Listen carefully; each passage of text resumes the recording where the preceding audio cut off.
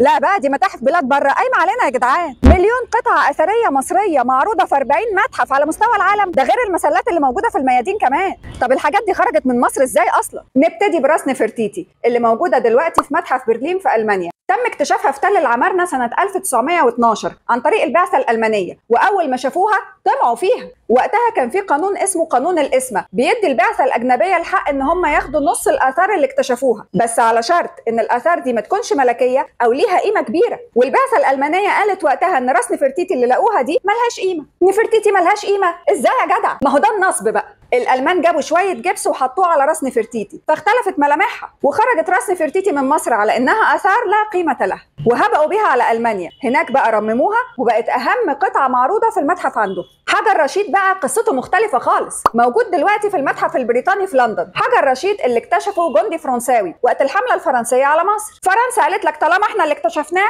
يبقى بتاعنا يا حلاوتك. وفضل معاهم فعلا لحد ما حصلت معركة أبو قير البحرية في اسكندرية. المعركة دي كانت بين بريطانيا وفرنسا وانتصرت فيها بريطانيا، فالفرنساويين كده خلاص لازم يخرجوا من مصر، قاموا لافين في ايدهم حجر رشيد وهم ماشيين. بريطانيا قالت لهم لا يا حبيبي على فين؟ رجعوا الحجر. ايوه صح، حجر رشيد لازم يفضل في مصر. لا مصر ايه؟ الحجر ده بتاع بريطانيا دلوقتي، احنا اللي هناخده. الله يخرب بيوتكم. تالت اثر بقى حكايته حكايه، الحرامي كان هيفجر معبد دندره كله علشان بس ياخد الحته دي منه. القبه السماويه في معبد دندره في قنا. نائب فرنساوي كان معجب جدا بالقطعه دي وعايز ياخدها باي شكل، قام رايح لمحمد علي باشا وقدر ان هو ياخد منه تصريح بنقل القبه دي لفرنسا مقابل مبلغ مادي ودعم فرنساوي. وراح على معبد دندره لقى ان القبه دي تقيله قوي ولازقه في السقف، هناخدها ازاي دي؟ قام جايب شويه متفجرات وفرقعها، فعمل شقوق في السقف وبشويه ازاميل على شواكيش قدر ان هو يفصل القبه السماويه عن سقف معبد دندره. وعلشان يسد الفتحه اللي عملها في السقف دي قام حاطط لنا قبه تقليد نسخه طبق الاصل منها. لا والله كتر خيرك. والقبه الاصليه راحت على متحف اللوفر في فرنسا.